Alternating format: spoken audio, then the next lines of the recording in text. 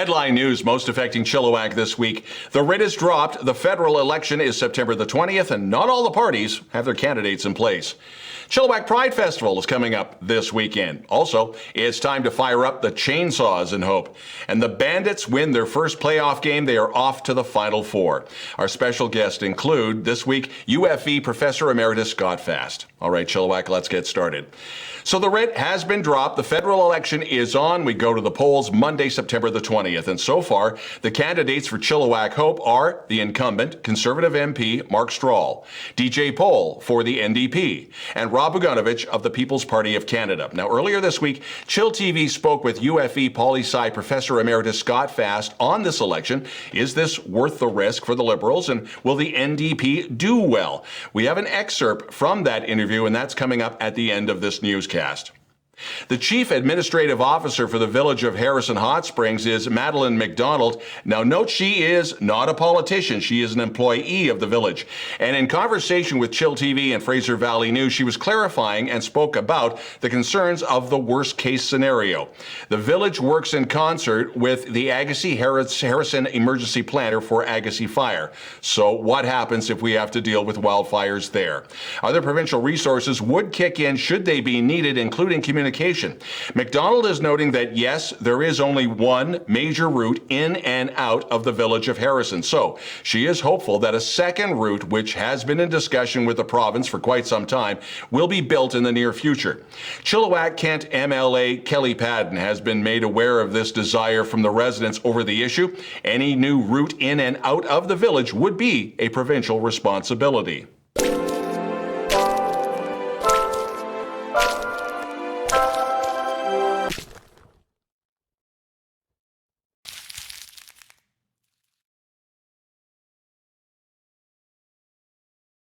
As COVID cases continue to soar due to the Delta variant and those not vaccinated, Fraser Health has issued yet again another exposure notice, this time for anyone who participated and or were attending First Nation sports and music ceremonies. The exposure locations and dates are the Kamloops Baseball Tournament from late July to August the 2nd, the Jam Fest at Boston Bar, which was August the 2nd, Chiacton's Baseball Tournament, which was the 7th and 8th of August, also the Fraser Valley Freedom Rally at Chilliwack's Central Community Park. That was August the 7th. You are asked to self-monitor for any symptoms.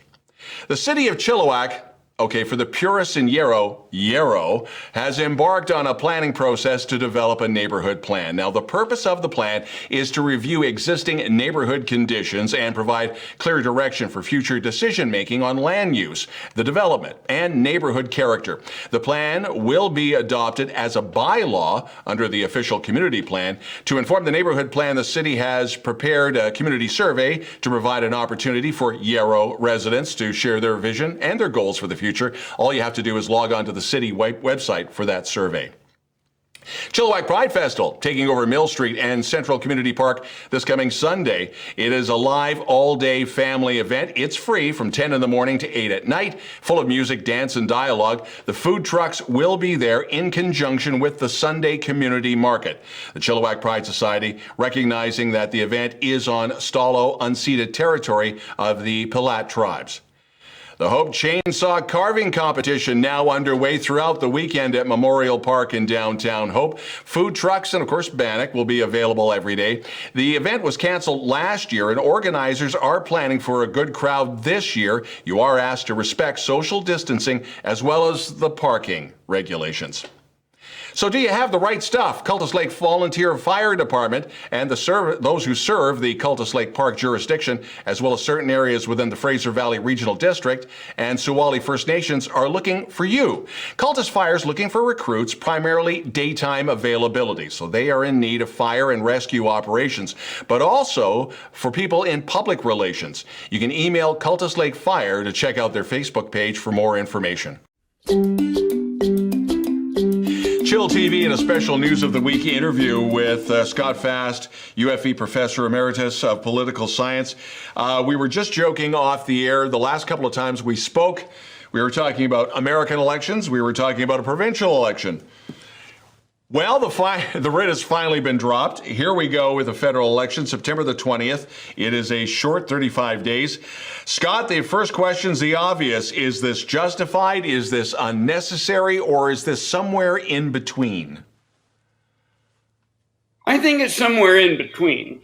My kind of personal instincts is, don't call elections when you don't have to. And some would say, hey, he's got a very, very stable minority government, so he really doesn't need a change of the composition of Parliament to govern.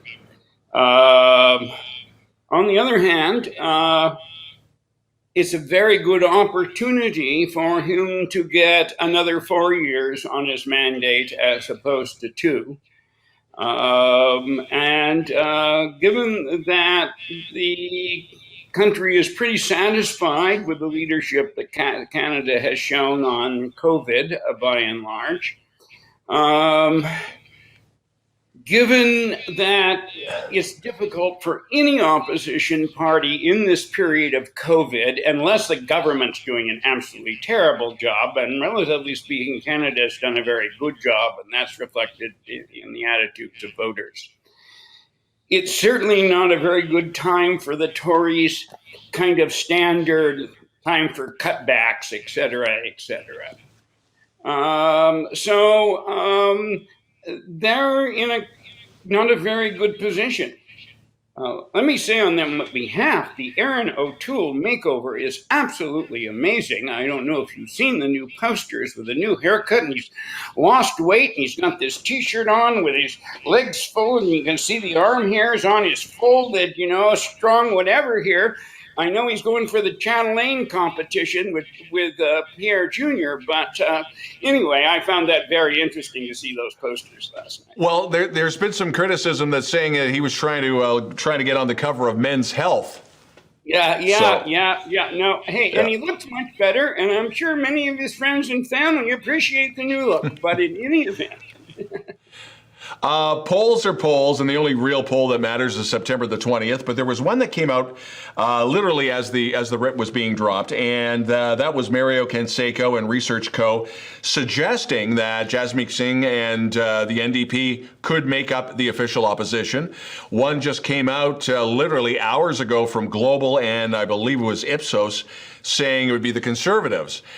Again, polls are polls. We're going to have plenty of them. Is there a shot for Jagmeet Singh and the NDP to become leader of the opposition? It has been 10 years since Jack Layton did just that. Is this a renewal? Is the NDP that strong again? Or is it just a different... Yeah, in fact, my son teaches at the Université Laval, and I called him this morning to try to see what this looks like from Quebec. Yeah. And often what it looks like from Quebec tells us some things out here in the West we don't normally keep track of.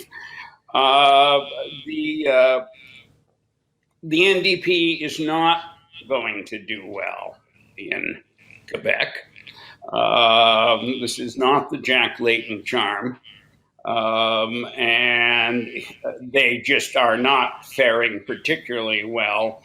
That would make anybody think there's going to be a lot of changed minds in Quebec in that particular way.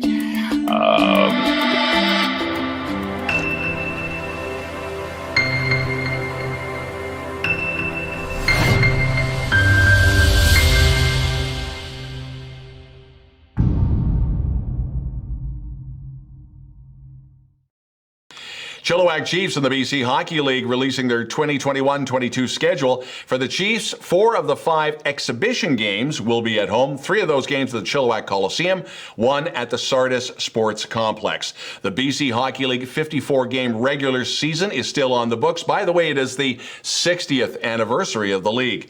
This year's BC Hockey League Showcase will take place over 5 days from Wednesday, October the 20th to Sunday, October 24th, and that will all be at the Chilliwack Coliseum. Fraser Valley Bandits using an explosive offense last weekend to beat Guelph 104-84 and advance to the CEBL Championship weekend for the second straight year. And as the hardware was being handed out the other night, The Fraser Valley Bandits Defensive Player of the Year is also the league's Defensive Player of the Year. Congratulations to Brandon Gilbeck. Now, this year, the tournament in Edmonton this weekend will be on CBC. Valley Huskers continue to prepare for the short 8-game schedule. Usually it's a 10-game schedule. They'll be hosting the Okanagan Sun to start the season at home, 2 o'clock, Saturday, September the 4th at Exhibition Stadium. The BC Lions, as they are getting ready for their season in front of about 12,500 fans at BC Place, will have to take, a backseat to what's coming up on Saturday and Sunday at Townsend Park. The 13th annual Chili Bowl. Yes, they will be playing. They are playing live. It's a free event, and you can sit in the stands and watch. Again, that's Saturday and Sunday, and the Chilliwack Giants Facebook page has all the information.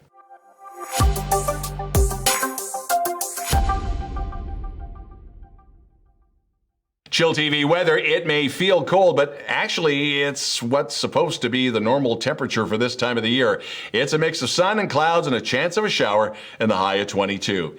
If you'd like to participate in reporting news in Chilliwack and you have a story you think we should know about, send us a note to news@chilltv.ca and we'd love to hear from you. That's the news this week. I'm Don Lehn.